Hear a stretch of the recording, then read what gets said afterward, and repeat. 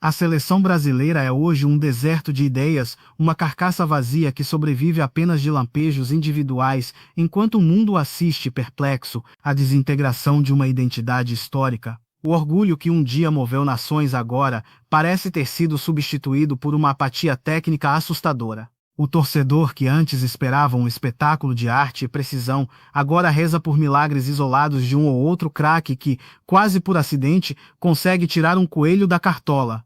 Não há um fio condutor, não há um plano de jogo que resista aos primeiros 15 min de pressão de qualquer adversário, por menor que seja sua tradição. Mas a história não é bem assim. Aqui estão os 7 pontos que você precisa saber. Primeiro, o diagnóstico é brutal e sem anestesia. O trabalho atual não é apenas mediano. Ele é, de forma técnica e objetiva, ruim. Quando o Brasil decide ir ao mercado buscar um treinador de primeira prateleira mundial, a expectativa é de uma evolução tática que ainda não chegou. O que vemos em campo não é uma equipe organizada, mas um amontoado de talentos que tentam resolver problemas coletivos com jogadas individuais. Não há defesa sólida, o meio-campo é um buraco negro e o ataque vive de sorte. O coletivo simplesmente não existe.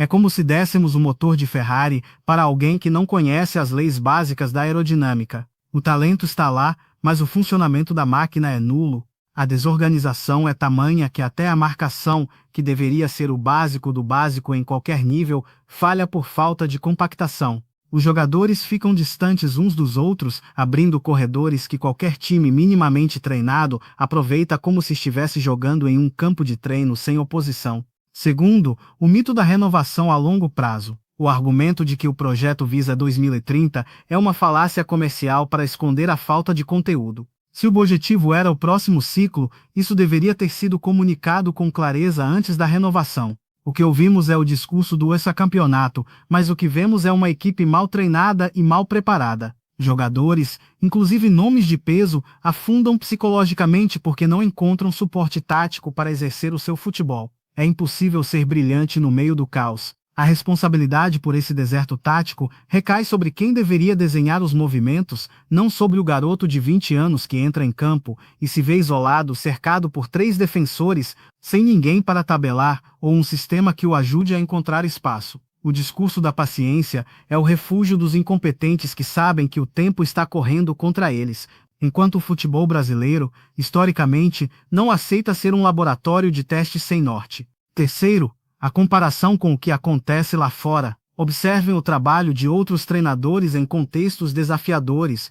Enquanto o Brasil patina, outras seleções, mesmo com material humano inferior, conseguem implementar uma organização de meio-campo que sufoca o adversário. O Brasil, diante de seleções menos tradicionais, mostra-se perdido, sem saber como controlar o jogo. É a prova de que o problema não é a falta de talento dos jogadores, mas a completa ausência de uma estrutura que permita a esse talento florescer. Enquanto vemos americanos ou equipes africanas desenhando triangulações e mantendo o ritmo durante os 90 min, o Brasil oscila entre o nada e a desespero. Se o técnico estrangeiro trouxe consigo o prestígio dos títulos europeus, ele esqueceu de trazer a metodologia que os tornou possíveis. O futebol brasileiro não pode se contentar em ser um time que reage, quando deveria ser aquele que dita as normas da partida. Quarto, a questão dos nomes e a meritocracia. O técnico insiste em peças que não rendem e ignora a necessidade de uma base sólida. Jogadores como Danilo ou Fabinho, que poderiam trazer o equilíbrio defensivo, são preteridos por escolhas que não entregam o que o esquema exige. Não se trata de trocar a A por B por capricho, mas de entender que o sistema é falho e precisa de jogadores com características específicas para proteger o bloco de defesa e dar liberdade aos criativos. A seleção precisa de um motor, não de apenas mais peças de ataque. Insistir em um meio-campo que não marca e não cria é cavar a própria cova. O futebol se decide no meio e quem perde o meio, perde o controle. A insistência em nomes que já provaram não ter a intensidade necessária para o jogo moderno apenas confirma que o comando técnico está desconectado da realidade cruel das 4 linhas. É preciso ter coragem para deixar estrelas no banco quando o coletivo clama por equilíbrio. Quinto, a memória tática que foi esquecida. O treinador atual construiu sua carreira lendária em cima de pilares sólidos de meio campo. O Milan, o Real Madrid, todos tinham paredes intransponíveis no centro do campo, Porque, na seleção brasileira, ele abdica dessa convicção. Parece que há uma tentativa de agradar a um público ou a um grupelho, esquecendo que Copa do Mundo exige pragmatismo. Grandes craques em momentos de desajuste devem ser bancos se a estrutura da equipe exigir. Foi assim em 94, pode e deve ser assim agora. A história do futebol é feita de grandes jogadores que, por uma questão de encaixe, foram sacrificados em prol da sobrevivência da equipe. Onde está esse pragmatismo agora? Onde está a mão firme que ajusta as peças para que o time não se parta em dois? O técnico parece ter esquecido quem ele foi, transformando uma seleção lendária em um time de exibição que não assusta ninguém além de seus próprios torcedores. Sexto, o perigo da soberba e da falta de estudo. O Brasil entra em campo como se o nome na camisa fosse suficiente para vencer qualquer um. Não é. O futebol moderno é compactação, transição e inteligência. Quando o Brasil não se organiza, até seleções consideradas menores conseguem ditar o ritmo. O medo real não é a eliminação por falta de talento, mas a eliminação por falta de estudo e desrespeito à complexidade tática do jogo moderno. A arrogância histórica está nos custando a capacidade de competir de igual para igual. Olhar para o adversário com desdém, achando que a qualidade individual resolverá a peleja nos minutos finais, é o caminho mais rápido para o vexame. Cada seleção que pisa no gramado hoje estudou o Brasil, conhece suas fraquezas e sabe exatamente onde aplicar a pressão para que o castelo de cartas desmorone. Enquanto a nossa comissão técnica continuar vivendo no passado, o futuro será um abismo de eliminações precoces. Sétimo, o impacto emocional e o futuro. O torcedor está cansado de desculpas. A seleção hoje não inspira segurança.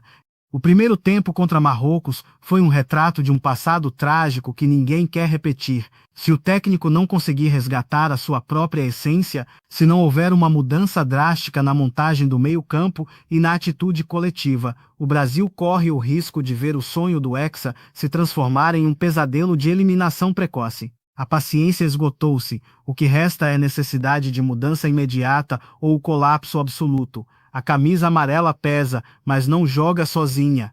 É preciso coragem para admitir que o caminho traçado está errado e mudar a rota enquanto ainda há tempo. A torcida não quer ver apenas o drible desconcertante, ela quer ver uma equipe que lute, que se defenda como um bloco e que ataque com propósito. Sem isso, somos apenas uma lembrança distante de tempos em que éramos, de fato, os reis do esporte.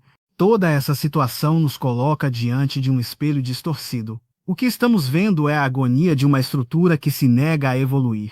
Quando o treinador se isola, quando a CBF prefere o marketing à técnica e quando os jogadores parecem estar em outro planeta durante os jogos, quem paga o preço é o torcedor brasileiro, que ainda carrega a esperança de ver sua seleção no topo do mundo. A gestão esportiva não é um jogo de sorte, é um jogo de precisão. Precisamos de gente que entenda o futebol de hoje, não o futebol que funcionava há 10 ou 15 anos. A transição para um novo modelo exige sacrifícios dolorosos, mas necessários. Se quisermos voltar a ser temidos, precisamos primeiro aprender a respeitar o jogo, o adversário e a nós mesmos, com um plano tático que faça sentido e uma entrega que honre a história de Pelé, Garrincha e Zico. O tempo de brincadeira acabou. O que temos pela frente é a realidade nua e crua, que não perdoa erros cometidos por soberba ou omissão. A pergunta que fica não é se o Brasil tem jogadores, mas se ainda resta alguém com a coragem necessária para consertar o que foi tão mal construído. A resposta, infelizmente, parece estar cada vez mais longe do campo e cada vez mais perto de uma crise de identidade que pode levar anos para ser curada. O futebol é cíclico, mas a decadência é uma escolha quando não se faz nada para evitá-la. O que você pensa disso? A culpa é inteiramente do técnico ou os jogadores perderam a vontade de vestir a amarelinha sob pressão? Deixe seu comentário e vamos debater se ainda há tempo de salvar o orgulho nacional.